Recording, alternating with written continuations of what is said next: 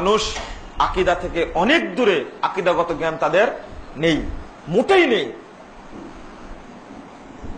যদি কোনো ব্যক্তি আকীদার ত্রুটি থাকে, ধরুন একটা জিনিস এখানে বলি, আগে যে আয়াতটা অনুবাদ করে আসছে, ফামান ইয়াকফুর বিত-তাগুত ওয়া ইউমিন বিল্লাহ, তাগুতকে আগে অস্বীকার করতে হবে।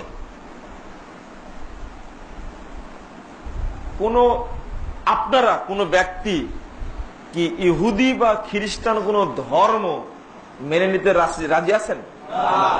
একজনও না। খেয়াল করে বলবেন, কিন্তু একজন রাজি না। এই দুইটা ধর্ম কিন্তু আল্লাহ প্রদত্ত, ঠিক না? আল্লাহ প্রদত্ত না? আল্লাহ প্রদত্ত। তাদের নবী এসেছিলেন, একজন মূসা আলাইহিস সালাম, একজন ঈসা আলাইহিস সালাম। নবী এসেছিলেন, তাদের উপর কিতাবও নাজিল হয়েছিল। এরপর মানতে রাজি না কেন? ওই ভাই উত্তর দিয়েছে, এটা কি কোরআন নাজিলের পরে, আমাদের নবী আসার পরে সেটা ডিলিট হয়ে গেছে, বাতিল হয়ে গেছে, তাই না? ওটা কি হয়েছে? বাতিল হয়ে গেছে, তাই মানতে রাজি না। অথচ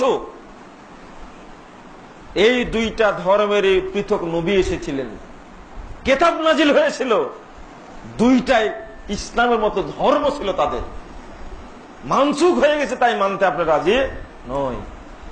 কিন্তু একটু সাইডে চিন্তা করুন তো, ইসলাম বিরোধী, আল্লাহদ্রোহী, যারা মুসলিম উম্মাকে ধ্বংস করার জন্য পারমাণবিক বোমা তাক করে রেখেছে, তাদের তৈরি করা গণতন্ত্র, সমাজতন্ত্র, ধর্মনিরপেক্ষতাবাদ, জাতীয়তাবাদ, এই সমস্ত ধর্ম আপনি মেনে নিলেন কি করে?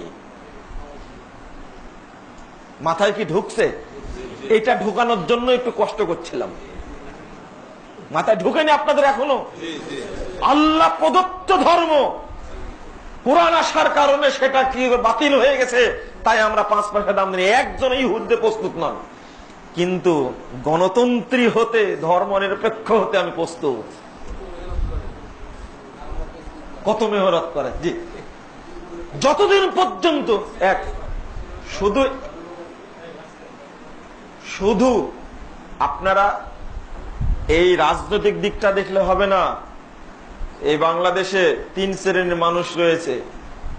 এক শ্রেণীর মানুষ তাওহীদের আলোচনা করে ভিতরে ঢোকা খুব কঠিন, কিন্তু মুশকিল ওই জায়গায়, নাহলে তো খোলা মাঠে কথা বলা যায় না। এক শ্রেণীর মানুষ যারা রাজনীতির সাথে একটু এগিয়ে আসবেন, আপনারা কষ্ট করে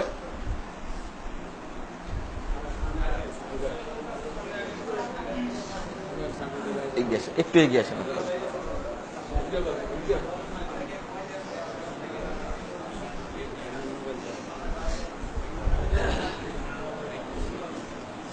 হ্যাঁ, বসে পড়ুন এবার।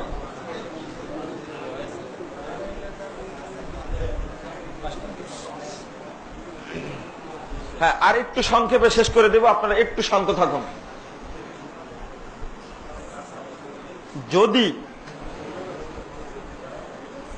আমি যদি এই শ্রেণীর মধ্যে পড়ে যাই, যারা রাজনীতির নাম নিয়ে শিরিকের সাথে জড়িত, খাম্বা পূজা, মূর্তি পূজা, মতবাদ পূজা, এগুলোর মধ্যে যদি আমি পড়ে যাই, আমি মুসলমান। আবার এক শ্রেণীর মানুষ, আমরা টুপি মাথায় দেই, বড় আলখেল্লা গায়ে দেই, বড় দাড়ি আছে, পাগড়ি পরি, কিন্তু স্থান হলো মাজার, ওখানে ওরুস করি, ওখানে দান খায়রাত করি। এক শ্রেণীর মানুষ আছে না? এদের সংখ্যা কম না বেশি? আর যারা রাজনীতির নামে খাম্বা পূজা করছে, স্তম্ভ পূজা করছে, শহীদ বেদিতে শ্রদ্ধা জানাচ্ছে, তাদের সংখ্যা কম না বেশি? আপনি বুঝতে পারবেন 21শে ফেব্রুয়ারি, তার আগে বুঝতে পারবেন না। 26শে মার্চ বুঝতে পারবেন এদের সংখ্যা কত কত। এক নাস্তিক মারা গেল, তার পিছনে যে কত লোক থাকে এটা মানুষ বুঝতে পারেনি। ফুলে ফুলে সিক্ত করে দিল ওর কবর। হ্যাঁ, এই আলোচনা আপনার হৃদয়ে যদি লালন ফকিরের প্রতি একটু যদি মহব্বত থাকে, ইবাদত আর করার দরকার নেই। আমার অপরাধ অন্য কিছুই নাই, যখন ফাঁস করে দিয়েছি সব, এই জন্য সবচেয়ে বড় অপরাধ আমার। এই যত গোষ্ঠী আছে বাংলাদেশে, সমস্ত গোষ্ঠীর নারী নক্ষত্র খুঁজে খুঁজে বের করে প্রকাশ করে দিয়েছি ভ্রান্তির বেড়া জালে একামতের দিন এই বইটার মধ্যে। আমার অন্য কোনো অপরাধ নয়, অপরাধ একটাই। একজন ঢাকার মানুষ গত সপ্তাহে বলছে যে আপনার কাছে এই বইটা আছে। আমি বললাম যা লিখেছি একটা টাটকা বই সবই আমার কাছে আসছে, আপনি প্রমাণ নিতে পারবেন। সংগ্রহ করলেন কোথায় থেকে? আমি বললাম যে একদিনে তোর সংগ্রহ হয়নি, বহুদিন থেকে সংগ্রহ করে করে করে না, তাও পড়া, শুধু সংগ্রহ করে না, পৃষ্ঠার পর পৃষ্ঠা পড়া, কোন জায়গায় কি আছে বের করা। একবারে এটা তো গাঁজাখড়ি কথা না। আমি আর সোনা ভানুর পুঁথি তো শোনাইনি, একবারে বই থেকে ডাইরেক্ট উদ্ধৃতি দিয়ে কত সালে প্রকাশ, কোথায় থেকে প্রকাশ, সবগুলো উল্লেখ করেছি। সমস্যা আমাদের, আমি এটাই করেছি, আর অন্য কোনো সমস্যা করিনি। কারো ঘরে আগুন দিতে যায়নি, ওর আগুন দিছি আর হৃদয়ে, হৃদয়ে আগুন ধরেছি, তাওহীদের আগুন জ্বালায় দিয়েছি শিরিককে পোড়ানোর জন্য। এটাই অপরাধ, অন্য কোনো অপরাধ নেই। আল্লাহ বলছেন সূরা ইউসুফ 106 নম্বর আয়াত, ওয়ামা ইউমিনু আকসারুহুম বিল্লাহ ইল্লা ওয়াহুম মুশরিকুন। আল্লাহর ভাষায় শুনেন, তারা যারা ঈমান এনেছে তাদের অধিকাংশই কি মুশরিক। আল্লাহ কি ভুল বললেন? তাহলে মুমিন ব্যক্তি কি ঈমান আনলে মুমিন হয়, আর আল্লাহ বলছেন ঈমান এনে কি হয়েছে? মুশরিক হয়েছে। আল্লাহ ভুল বললেন না? তাহলে এটা প্রমাণ দিয়ে যে আপনাদেরকে অধিকাংশ মানুষ মুশরিক, এটা আল্লাহ এমনিতেই বলেননি। আজকে ভাগ করে দেখেন, এবার অল্প সংখ্যক মানুষ রয়েছে উভয় প্রকার শিরিককে বর্জন করে, অন্তর পরিষ্কার করে একমাত্র তাওহীদকে মেনে নিয়েছে। তাদের সংখ্যা কম না বেশি? একেবারেই কম, একেবারেই কম, খুবই সামান্য। আপনাকে এই অতটুকু নিয়েই থাকতে হবে এবং জান্নাতের পথ খুঁজতে হবে। ওই অধিকাংশ লোকের মাঝে যাওয়া যাবে না। আল্লাহ বলছেন ওয়ান্নাল কুওয়াতা লিল্লাহি জামিআ, যাবতীয় ক্ষমতার উৎসকে আল্লাহ। আর আমাদের দেশের লোক বলছে জনগণই সকল ক্ষমতার উৎস। এটা কার সাথে সম্পৃক্ত?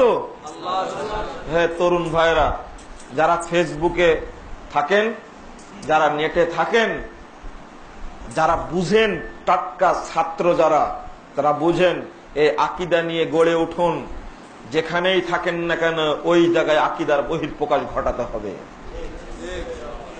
আমি তো শুধু বক্তব্য দিয়ে আর বলি, আল্লাহ তুই ঢাকা বিশ্ববিদ্যালয় থেকে একজনকে কবুল কর তিতুরের মতো, অথবা রাজশাহী বিশ্ববিদ্যালয় থেকে একজনকে কবুল কর।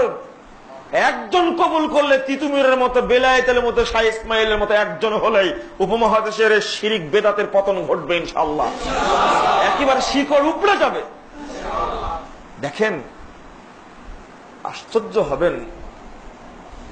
একটা গুরুত্ব এখানে বলেন, নাহলে ভুলে যাব। যখন ব্রিটিশ বিরোধী আন্দোলন শুরু হলো, তখন প্রথম দরকার ছিল মানুষকে জিহাদের উপরে উদ্বুদ্ধ করা, তাই না? না হলে দরকার ছিল মুসলিম ঐক্যের উপরে গুরুত্ব দেওয়া, তাই না? না হলে গুরুত্ব ছিল যে সার্বভৌমত্ব কি জিনিস বুঝানো, তাই না? কিন্তু শাহ ইসমাইল শহীদ প্রথম লিখছিলেন কি জানেন? রিসালাতুত তাওহীদ। উপমহাদেশকে কাঁপিয়ে দিয়েছিল শুধু একটা রিসালা দ্বারা, একটা চিঠি দ্বারা। তাওহীদের চিঠি লিখেছিলেন জনতার কাছে। এই তাওহীদের বলেই সমস্ত মাজার পূজারীরা বসে বসে মুরিদদের নজর নেওয়াজ খেয়ে ভুঁড়ি মুটা করেছে, আর হিন্দুরা ইসলাম গ্রহণ করে গোটা দেশে শাহ ইসমাইল শহীদকে সহযোগিতা করেছেন। আর তারই বিনিময়ে ব্রিটিশ আন্দোলন সফল হয়েছে আলহামদুলিল্লাহ। এক বক্তব্যে ৭০,০০০ হিন্দু ইসলাম গ্রহণ করেছে।